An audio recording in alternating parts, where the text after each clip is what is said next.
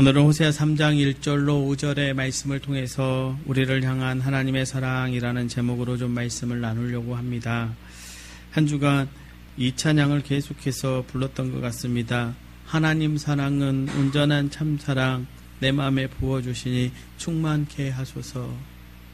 하나님 사랑은 온전한 참사랑 내 마음에 부어주시사 충만케 하소서. 우리가 하나님의 사랑이 온전한 참사랑이라는 것을 너무나 잘 알고 있는데 정말로 우리가 삶 속에서 그 사랑을 받는 인생으로 살아가고 있는지 좀 우리를 돌아보게 됩니다. 우리의 입술로는 하나님의 사랑을 받았다라고 말하지만 정말로 그 사랑이 우리의 삶 가운데서 드러나고 나타나고 있는지 우리의 모습을 좀 살펴보게 되는 한 주간이었던 것 같습니다. 요한일서 4장 7절로 8절의 말씀은 우리에게 이런 말씀을 합니다. 사랑하는 자들아 우리가 서로 사랑하자. 사랑은 하나님께 속한 것이니 사랑하는 자마다 하나님으로부터 나서 하나님을 알고 사랑하지 아니하는 자는 하나님을 알지 못하나니 이는 하나님은 사랑이심이라. 성경은 하나님을 사랑이라라고 말합니다. 그리고 오늘 본문은 그 하나님의 사랑을 한 사람의 생애, 한 선지자의 삶을 통해서 우리에게 보여주고 있는 결정적인 본문입니다.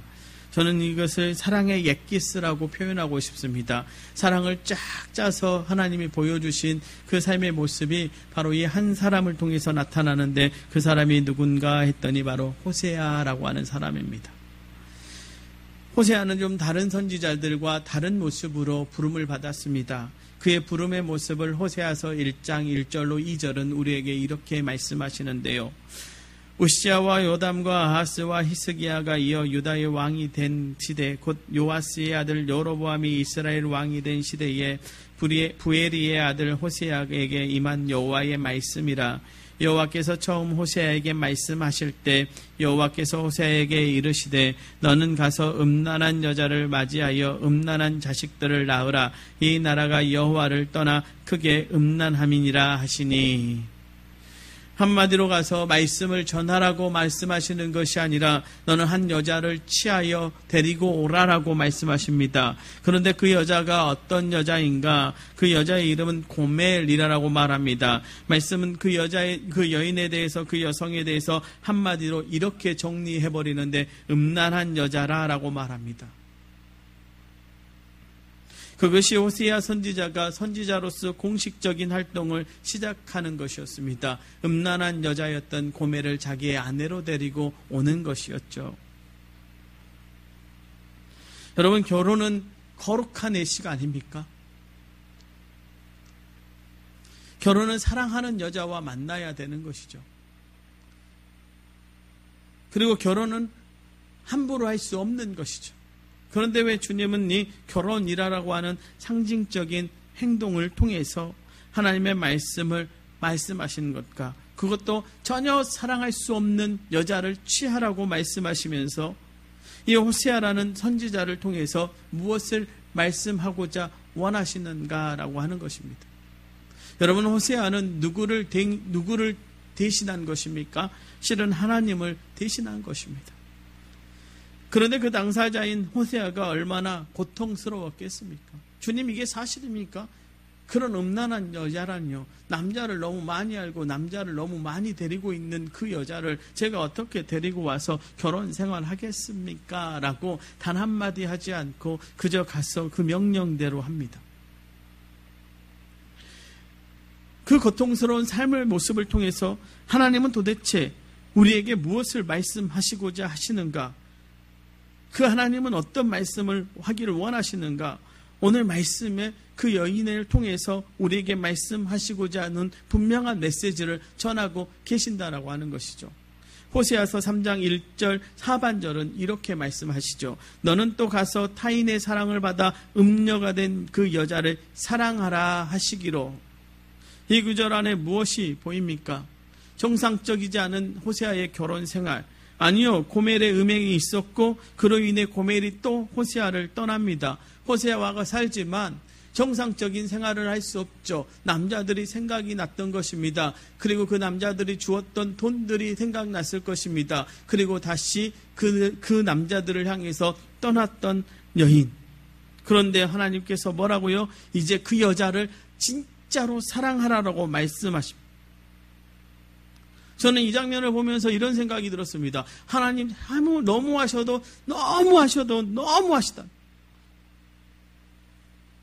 하나님의 명령이라 어쩔 수 없이 결혼했는데, 그리고 내가 싫다고 떠나버린 그 여자를 다시 데리고 와서 이제는 마음을 다해서 사랑하라라고 말씀하시는 그 하나님. 이미 뒤틀어져 버린, 이미 틀어질 대로 틀어졌는데 사랑하라라고 말씀하신 하나님. 거기에는 고멜에 대한 용서가 포함되었습니다. 너는 완전한 용서를 통해서 그 여인을 사랑하고 그 여인의 아픔까지도 품고 가라라고 하는 것이죠. 진심으로 전심으로 다해서 사랑하라라고 말씀하시는. 여러분, 그것을 우리가 어떻게 알 수 있는가? 3절에 호세아가 이렇게 고멜에게 고백합니다. 다른 남자를 따르지 말라. 나도 내게 그리하리라. 내가 가정에 충실하면 나도 남편으로 내게 충실하고 너를 사랑하겠다라고 말합니다. 여러분, 이게 가능한 일입니까? 불가능한 일이지 않겠습니까? 그런데 우리가 말씀을 좀 잘 살펴볼 필요가 있습니다. 3장 1절 상반절, 호세에게 그렇게 말씀하신 하나님의 마음이 여기에 담겨져 있다라고 하는 것이죠. 이렇게 주님 우리에게 하나님 말씀하십니다. 여호와께서 내게 이르시되 이스라엘 자손이 다른 신을 섬기고 건포도 가자를 즐길지라도 여호와가 그들을 사랑 안 하니, 나도 나를 버린 이스라엘 자손들을 사랑하고 있다라고 말씀하신 거예요. 호세아와 자신을 동일시하시면서, 그리고 그의 결혼 생활을 통해서 이스라엘 자손들에게, 아니요, 이 시대를 살아가는 저와 여러분에게 우리 주님은 말씀하고 있다라고 하는 것이죠. 먼저는 호세아 선지자를 향해서 이렇게 말씀하십니다.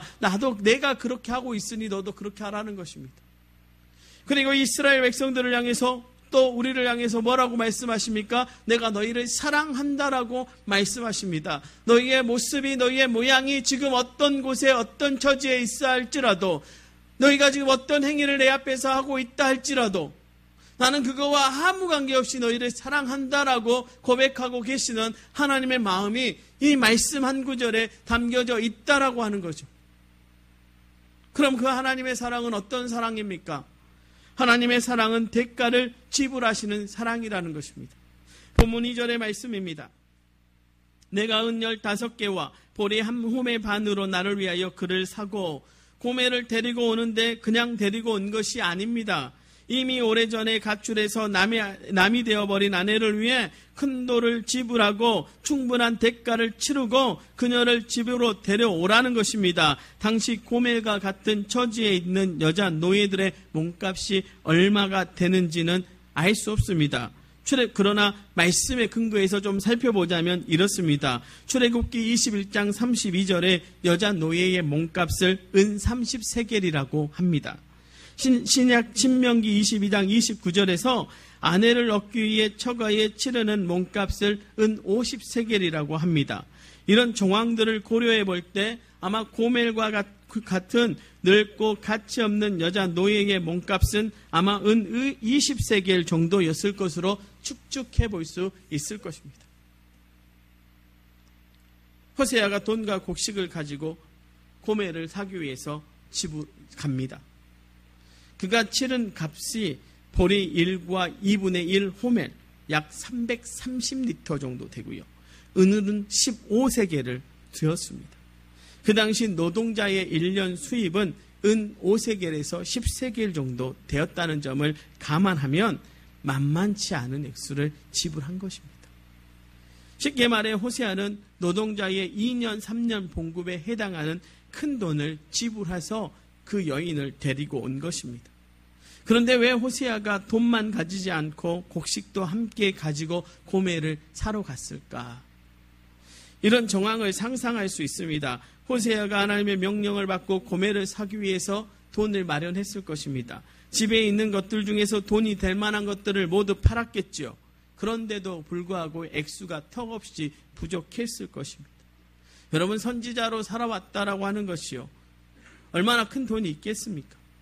또한 그의 집에 값나가는 것이 있을 리가 만무하지 않겠습니까? 결국 그가 부족한 돈을 마련하기 위해서 주변의 사람들에게도 좀 부탁해서 빌릴 수 있는 돈들을 모두 빌렸을 것입니다. 그래도 부족했죠. 그는 마지막 수단으로 자신과 세 자녀가 먹고 살아가야 할 곡식을 수레에 실었던 것입니다. 그는 모든 방법을 동원해서 마련한 15세겔을 돈에 쥐고 곡식을 실은 수레를 들끌고 고멜의 표주를 찾아갔습니다. 표주를 만나 반흥정 반혼소를 하기 시작했을 것입니다. 자기가 구할 수 있는 돈을 모두 구했지만 이거밖에 안 됩니다. 그래도 부족하니 제가 먹고 살 식량까지 가지고 왔으니 조금 부족한 점이 있더라도 좀 주십시오라고 애원했을 것입니다. 이러지 않았을 겁니다. 내가 충분히 대가를 지불할 테니 제발 아내를 좀 돌려주십시오. 그녀와 함께 살 수 있도록 조금 이렇게만 받고 조금 나에게 허락해 주시면 안 되겠습니까? 여러분, 이처럼 처량한 남편의 애원이 어디 있습니까? 그런데요, 그와 같은 사랑의 모습으로 우리를 사랑하신 분이 계신다라고 하는 것이죠. 호세아가 고멜을 데려오기에 값을 주고 대가를 지불하듯이 하나님의 사랑은 아무런 값어치 없는 사랑이 아니라는 것입니다. 거기에는 반드시 대가를 지불하고 계신다는 것입니다. 어떤 대가를 지불했는가? 하나님께서는 우리를 사랑하셔서 대가를 지불하셨는데 여러분 어떻습니까? 어떤 대가를 지불했습니까? 여러분 사실 그렇지 않습니까? 대가가 지불되지 않는 사랑을 진짜 사랑이라고 말하기가 어렵습니다. 희생이 없는 사랑은 진짜가 될 수 없습니다. 어머니가 자식을 사랑할 때 완전히 희생하지 않습니까? 아이를 키우기 시작할 때 잠자는 것을 포기합니다. 아이가 자라기 시작할 때 물질을 아끼지 않습니다. 요즘은 어떻습니까? 어느 한 집사님을 제가 만나 뵀는데 그 집사님 저에게 이러는 거예요. 아이고, 자녀들 결혼해서 보내도요. 요즘은 AS 해야 해요, 목사님. 그러는 거예요. 예? 무슨 AS요? 그러니까 뭔 돈이 많이 들어간대요. 아니, 결혼해서 다 독립했는데 무슨 돈이 들어가요? 물어봤더니 사줘야 될 것도 많고요. 돌봐줘야 될 것도 많고요. 이제는요, 자식의 자식도 키워야 하는 시대에 살고 있습니다. 그런데 거기에는 다 희생이 들어가죠.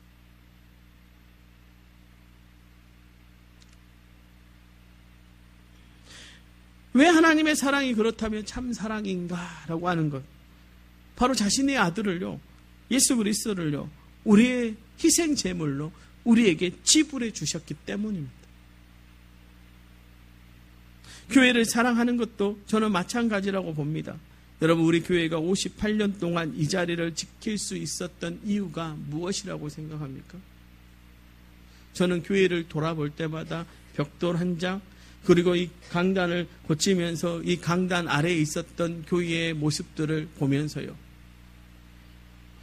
여기에 벽돌 한 장, 여기 뒤에 기도실에 방 하나하나가 그냥 만들어진 것이 아니라는 것이죠.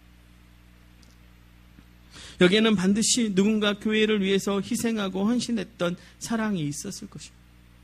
여러분, 한국교회가 부흥의 시대가 오게 된 이유도 바로 믿음의 선배들이 대가를 치른 사랑이 있었기 때문입니다. 여러분, 대가 없이 사랑한다는 말은 곧 사랑하지 않는다는 말이죠.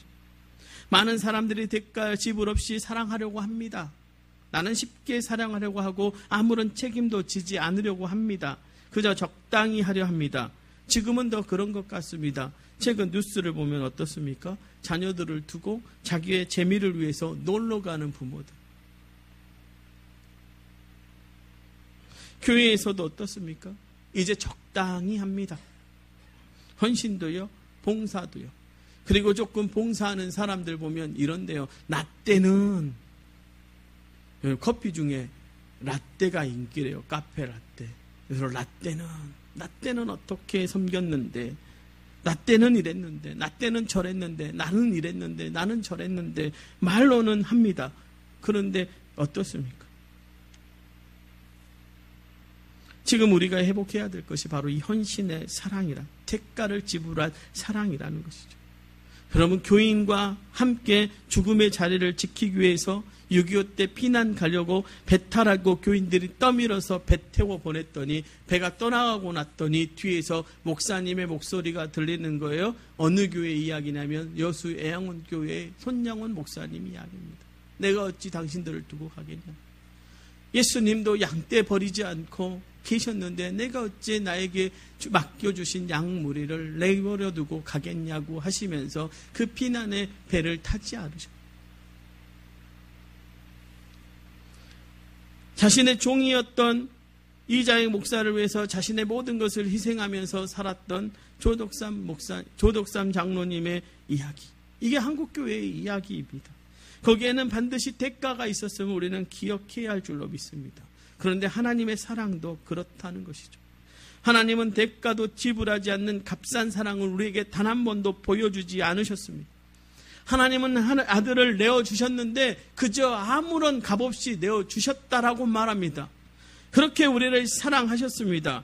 그래서 고린도전서 6장 19절로 20절은 우리에게 이렇게 말씀합니다. 너희의 몸은 너희가 하나님께로부터 받은 바 너희 가운데 계신 성령의 전인 줄을 알지 못하느냐. 너희는 너희 자신의 것이 아니라 값으로 산 것이 되었으니 그런즉 너희 몸으로 하나님께 영광을 돌리라.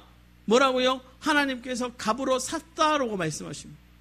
값을 주고 지불하고 사서 내 것 만드셨다라고 말씀합니다. 그래서 우리가 어떻게 되었습니까? 에베소서 4장 22절로 24절은 우리에게 이렇게 말씀하시죠. 너희는 유혹의 욕심을 따라 썩어져가는 구습을 따르는 옛사람을 벗어버리고 오직 너희 심령이 새롭게 되어 하나님을 따라 의와 진리의 거룩함으로 지으심을 받은 새 사람을 입으라. 너희가 값으로 지불받았으니 이제 새 사람 되라라고 말합니다. 사랑하는 성도 여러분, 하나님은 값을 치르고 여러분을 샀다라는 것을 기억하십시오. 그러기에 우리는 우리의 몸을 함부로 하지 않아야 합니다. 아무렇게나 하면서 살아도 되는 존재가 아닙니다. 그러니 이제 여러분 새 사람이 되십시오.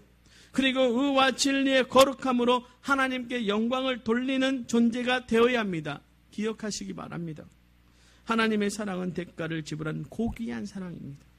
하나님이 우리를 향해 가지신 회복과 완성의 목표는 고결한 것이니 때문에 하나님은 값을 주고 사시기까지 우리를 사랑하셨습니다. 하나님은 단 한 번도 말로만 내가 너희를 사랑한다라고 말씀하지 않으셨습니다. 하나님은 내어주시기에 주저하지 않았다라고 성경은 이야기하잖아요. 자기 아들을 내어주시는데 주저하지 않았다. 버리기까지 사랑하셨다라고 말합니다. 여러분이 그 사랑을 받고 이 자리에 있는 것입니다. 여러분이 살아온 평생 동안에 단 한 번도 그 사랑은 우리에게서 떠나지 않았다는 거예요. 단 한 번도 하나님은 우리 곁을 떠나지 않고 날마다 우리에게 그 사랑의 대가로 여러분 십자가를 걸어놓고 그 십자가를 바라보면서 어느 사람은 십자가를 바라보면서 야 십자가네 라고 얘기하지만 저는요 십자가를 볼 때마다 눈물이 납니다. 왜 나는 줄 아십니까? 저 십자가에 버림받은 예수 때문에 내가 여기 살아있다라고 하는 사실. 여러분 십자가를 보면서 때로는 눈물이 나야 하고요. 여러분의 삶의 현장에서 여러분이 숨 쉬는 것 때문에 때로는 눈물 나야 합니다.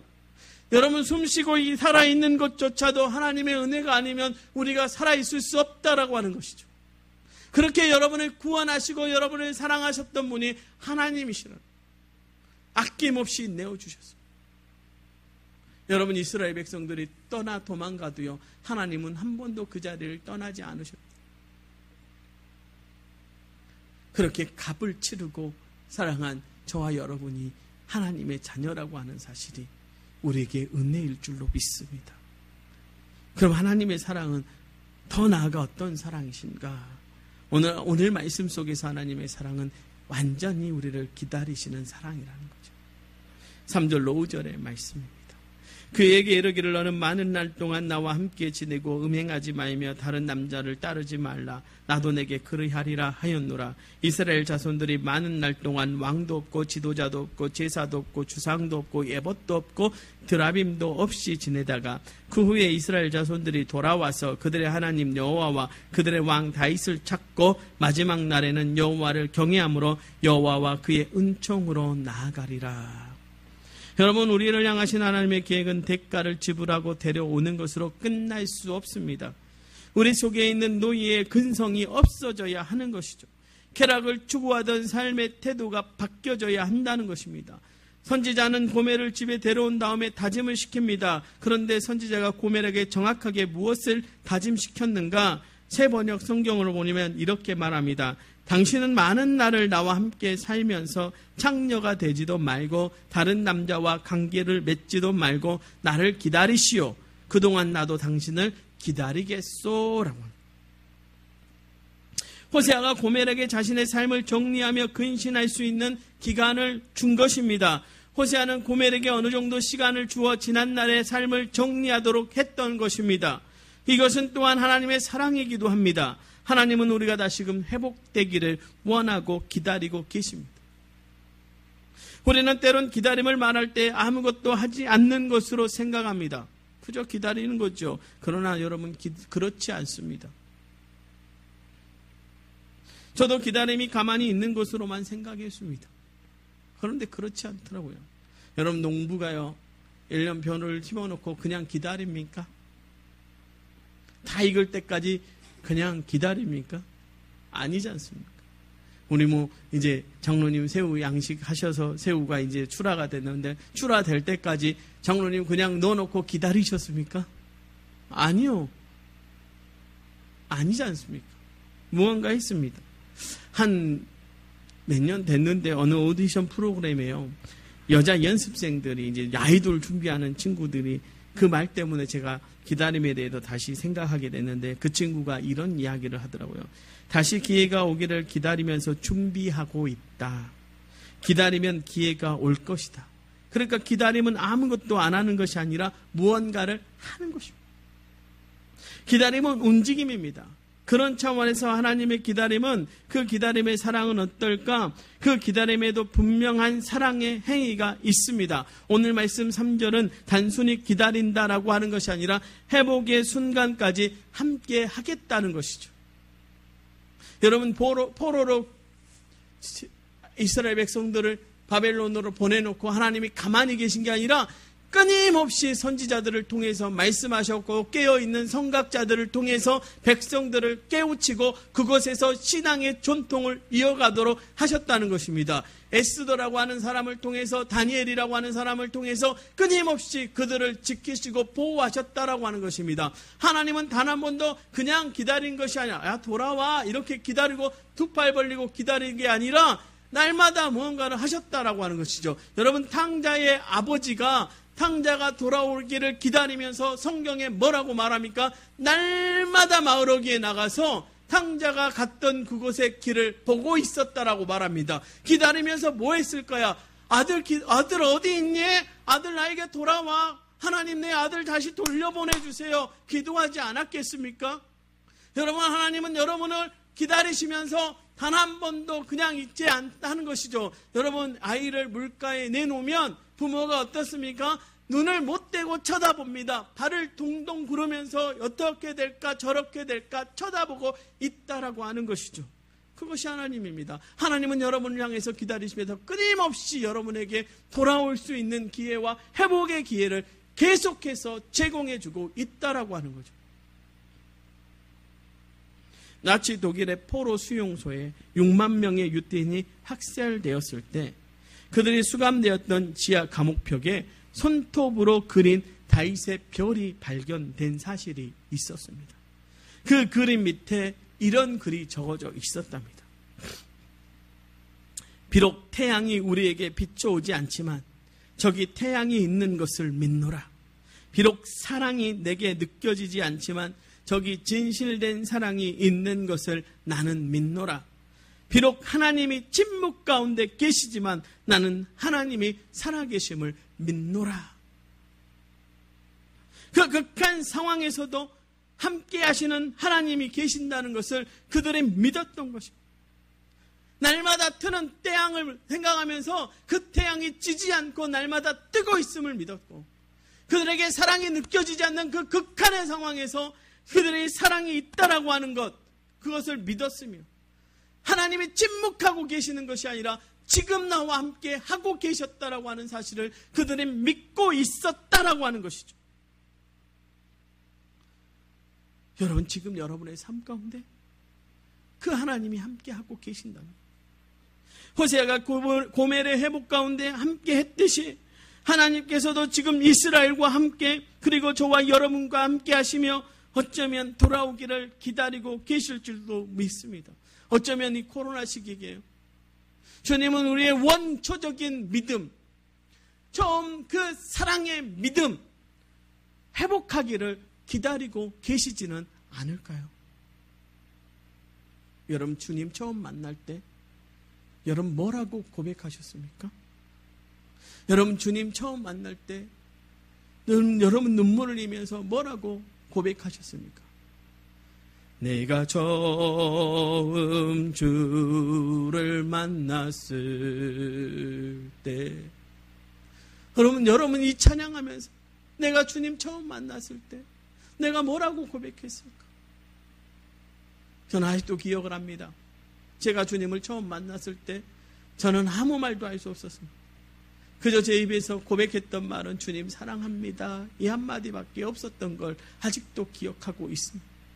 여러분 어쩌면 이 코로나 시국에 주님은 그 사랑을 다시 깨달아 알아 그 사랑 안으로 돌아오라고 그리고 그 잊어버렸던 사랑을 깨달아 회개하며 두 손 들고 나의 품에 안기라고 주님은 저와 여러분에게 기회를 주시고 음성으로 말씀하고 계시는 줄도 모릅니다. 여러분 그 사랑의 음성이 들려야 될 때입니다. 나를 향해서 두 팔 벌리고 사랑한다라고 말씀하시는 끝까지 내가 돌아오기를 기다리시면서 그 순간에도 일하고 계시는 그 하나님. 여러분 그 사랑을 받고 있다라고 하는 것, 하나님이 우리를 기다리고 계신다라고 하는 것만으로도 우리는 은혜 받은 존재임을 잊지 마십시오. 그리고 이제 돌아가십시다. 하나님 앞으로 돌아가십시다. 우리가 받고 있는 사랑의 모습 그대로 끌어안고 하나님 앞으로 나아가십시다. 예수님이 우리를 위해 그 보혈 흘리셨던 그 핏값을 들고 우리 하나님 앞에 나아가십시다. 그리고 그 핏값이 나를 샀음을 고백하십시다. 그리고 그 핏값으로 우리가 이 자리에 있음을 고백하십시다. 그리고 우리의 원 믿음 이제 회복시키는 저와 여러분 되시기를 주님의 이름으로 간절히 축원합니다. 말씀을 정리합니다. 하나님은 대가를 치러 아들을 버려 우리를 사랑하셨습니다. 그리고 이제 기다리고 계십니다. 어쩌면 이때가 지금이 여러분이 주를 처음 만났을 때의 그 느낌 그리고 주님 말씀이라면 내가 순종할게요 라고 했던 그때의 믿음으로 돌아갈 기회임을 잊지 마십시오. 그때로 돌아가십시다. 그리고 그 하나님의 사랑의 품 안에 계십시다. 여전히 우리를 향해서 두 팔 벌려 사랑한다고 말씀하시는 그 하나님의 사랑 가운데 한 주간 승리하며 살아가는 저와 여러분 되시기를 주님의 이름으로 간절히 축원합니다. 기도하겠습니다.